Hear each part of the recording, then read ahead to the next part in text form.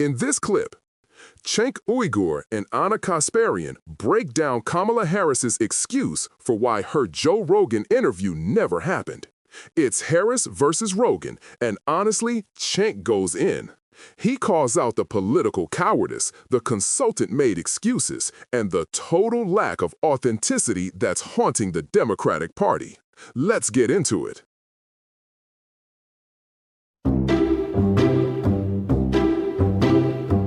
Kamala Harris has a new book titled 107 Days, and in it, she addresses the now infamous interview that never was with Joe Rogan. And apparently, she was very excited to do the interview. She really was. So why didn't it happen? Well, let's start with what Harris said happened, and then we'll give you Rogan's side of the story. So Harris writes that she and Rogan had initially agreed that he would interview her in Detroit, which I don't believe. Rogan is not a journalist and he doesn't travel around the country to interview politicians. He does a podcast, his guests come to where he is, and he does a 2.5 hour to 3 hour long podcast with his guests. I've literally never seen him travel. Maybe he has and I didn't see it, but it would be exceedingly rare if it's ever happened. Exactly, so, but then according to her, he changed his mind and asked her to record in Texas. Harris said that was a big ask considering every minute in a swing state mattered at that point late in the election. But she wrote that she was game despite reservations from some of her team if they could wedge it in. First, red flag. Harris claims she wanted to do Rogan but couldn't fit it in? Please, that's not scheduling, that's fear of real questions. Cenk's right. Skipping Rogan wasn't strategy, it was political cowardice. Okay, can I pause there for a second? Because I want to explain how stupid that is. Okay, so assume it's true, right? So you're gonna go do some rando thing in a swing state that's not gonna get any media coverage because you're just doing a cheerleading thing with talking points. We saw it, nobody covered those events. Instead of going on the largest podcast in America, where you could literally reach, what did Trump's get, about 100 million views? Something in that ballpark? So you chose not to address 100 million people because you were gonna do an irrelevant rah-rah event in a swing state?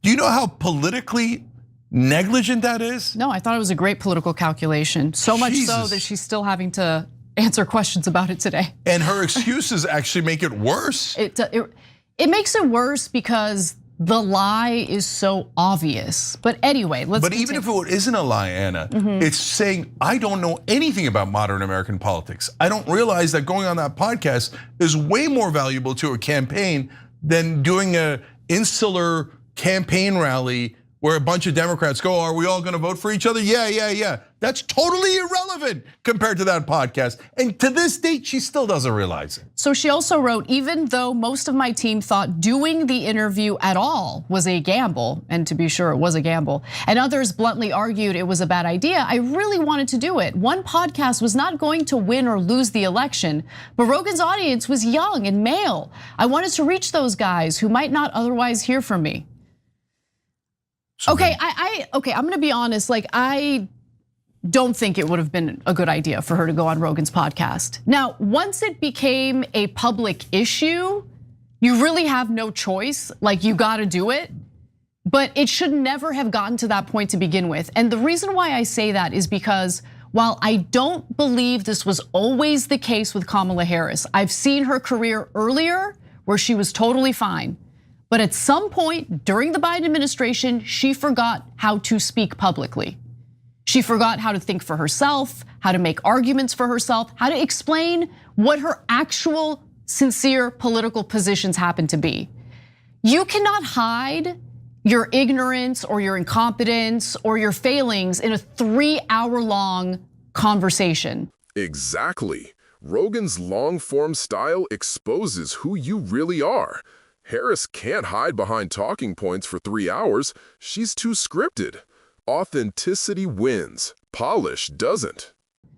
And that's what Joe Rogan's podcast is. You're gonna be outed. Who you really are ends up coming out in a lengthy conversation like that. Yeah, so I'm gonna have one caveat to what you said there, and then I want to go back to something Kamala Harris said. So look, you can you can lie about a lot of things over 3 hours because Trump did. Trump had the interview with Rogan and he said a bunch of gibberish that didn't make any sense. But what you can't hide is your authentic self. Exactly. So like Trump is authentically a con man, and so and a blusterer. Even if you don't think he's a con man, he certainly has a lot of bluster. So he'll go in and then the whole 3 hours will be gone, but you'll get a sense of who Trump is. Okay, you like, you don't like, right? So Joe Rogan doesn't do very tough follow-up questions, but you get a rough sense. Kamala Harris and a lot of Democratic politicians, unfortunately these days, there is no authentic self. All it is like something that was manufactured at a factory run by Democratic consultants. Cenk nails it. The party's run by consultants, not leaders. They churn out robotic candidates who sound fake, and voters feel it. No passion, no honesty, no chance.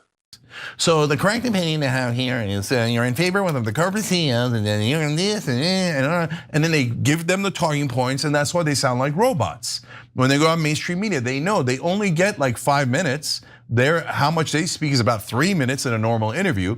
So can you do like Sarah Palin did back in the day? She realized, running in the first, she said I was really nervous and about the debate, about interviews and stuff, and then I realized I could just memorize talking points. And you just, no matter what the question is, you state that. That was Kamala Harris 101. So people would have found out that she has no authentic self. That's why Anna's right. That's why we shouldn't have picked her. But we didn't pick her, she was anointed. And then lastly on this, Kamala Harris, as Anna read to you, said, I wanted to reach those guys who might not otherwise hear from me. So then my question is, so why didn't you? So she's making it seem like her staff overruled her. Well, then I don't want you as president. Like if I want to do something and I'm running for president, I'm not going to say, Democratic consultant told me not to, so I didn't. That reeks of weakness. If you wanted to do it, you should have done it. Don't tell me afterwards, I didn't do it because I was led by Democratic consultants. I'm so weak I couldn't object. Harris's team asked Rogan if the interview could take place on October 25th when Harris would be in Texas for a rally.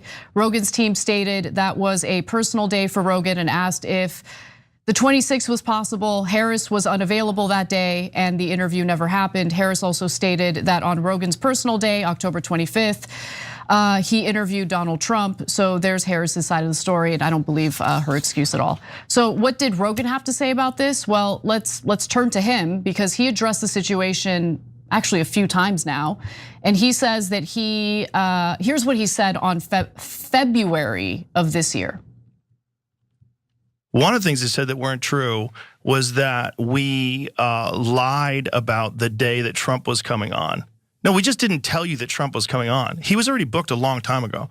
This is how it worked. Trump was really easy to book, like super easy. We offered one day, he said yes, that was it. They never committed to doing the show. So all this talk, there was another thing they said that the reason why they did the Beyonce thing, the Beyonce event in Houston, was so that they could be in Texas to do my show. They never agreed to do the show. They also said that they sent someone down here to the studio to do a walkthrough of the set. That's not true. Even after Trump went on, they offered for me to come to DC and do a show with Kamala. But even then, it was the same deal. It was only like 45 minutes to an hour. And it was not on my set. I wanted to release both of them on the same day. This was my goal. I was even trying to figure out if there was a way that I could do it. And I even offered to do it late that night.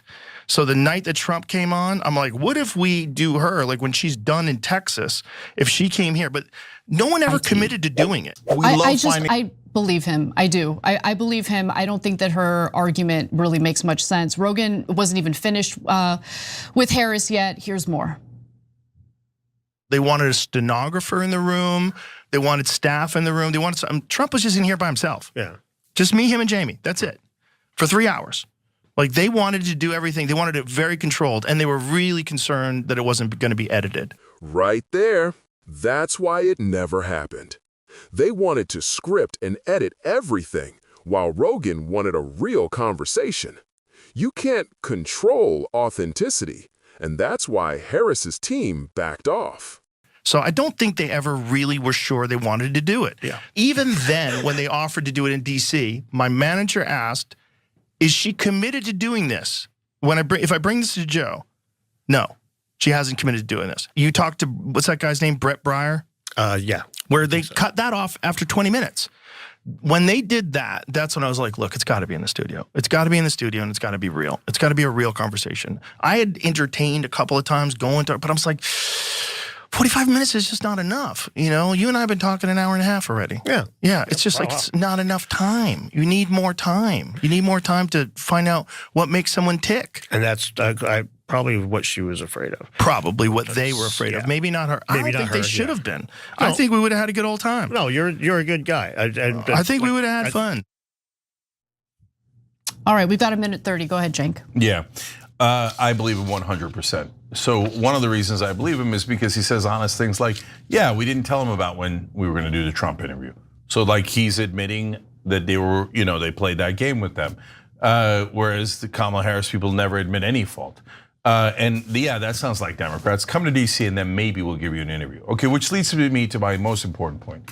Hey, schmucks of the world that run the Democratic Party, when the biggest show in America asks you to come on right before an election, you go on.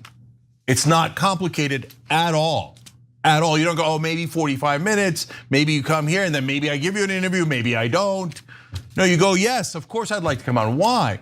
Like if I was the candidate, oh my God, I would have done it twice, 3 times, 4 times. I would have done every podcast 2, 3 times over. Why? Because you're trying to reach people. You're trying to convince them. You're trying to get them to vote for you. Democratic politicians don't even try. And then they wonder, oh, how did we lose? You lost because you didn't even bother making your case. And now you want to try to convince me afterwards with an obvious bunch of lies. And even if they were true, it reeks of weakness. Oh, we couldn't handle an interview. Oh, my consultants told me not to do it. Pathetic. For God's sake, next time we have a primary, let's pick someone strong and smart that can make our case for us instead of weaklings constructed by Democratic consultants who robbed the party blind. By the end of this clip, it's crystal clear. Rogan looks honest, Cenk looks fed up, and Harris looks scared. She had a chance to show America who she really was, and instead, she hid behind consultants. Cenk's message lands hard. Democrats need leaders with backbone, not robots built in PR labs. If you're still here, hit that like, subscribe, and drop a comment. Do you think Kamala dodged Rogan because she was scared or strategic? Either way, authenticity wins every time.